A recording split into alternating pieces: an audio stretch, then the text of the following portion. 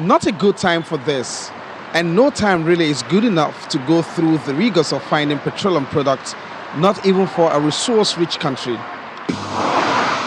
Over time, the complexities of the sector and many other factors have made issues around Nigeria's black gold and its derivative a thorny and touchy issue. The apprehensions over the current resurgence of fuel queues are well placed, but it's important to understand what the issues are. On Monday, members of the Independent Petroleum Marketers Association of Nigeria raised concern regarding the harsh operating business environment, especially the rising cost of diesel, and how it won't be feasible to continue restricting themselves to government's regulated price for petrol. You know how epileptic power supply is. We run on generator. For as much as you open your station, you are on generator, using diesel as 800 naira per litre. This isn't about removal of subsidy by the federal government, nor is it a backdoor deregulation, full deregulation by the federal government. This is clearly a fundamental of market economics. For instance, small stations, small filling stations spend an average of between 50 to 60 liters of diesel every day to run the filling stations.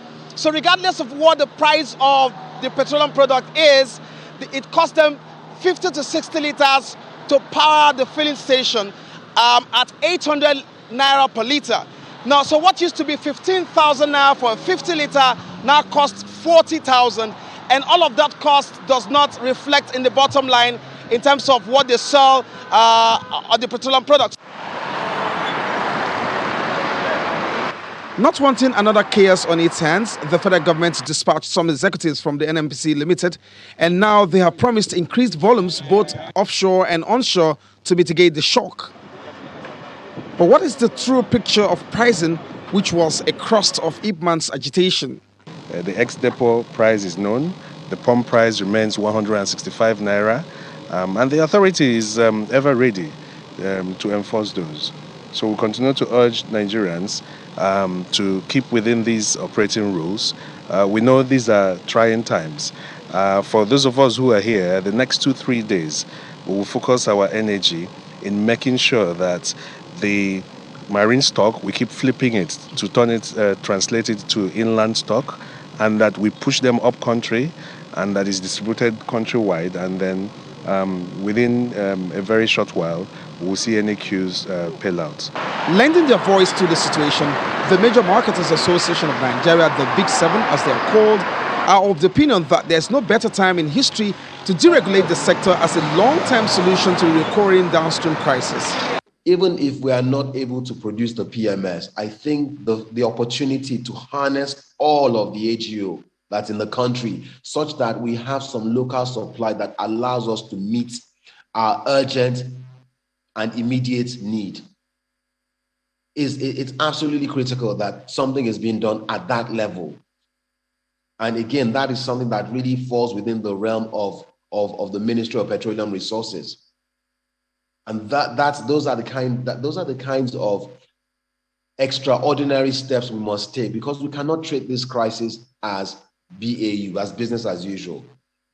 It's impacting every aspect. It's not just impacting the petroleum sector and the mobility sector. It's impacting agriculture. It's impacting the cost of food. It's impacting the cost of living. It's impacting absolutely everything. So it's critical. Their counterparts, the Depot and Petroleum Product Marketers Association of Nigeria, will quickly align. Their released statement reads in part, but for its suspension, the implementation of the Petroleum Industry Act 2021 would have provided an ideal enabling environment by creating the free market in which demand and supply would affect pump prices.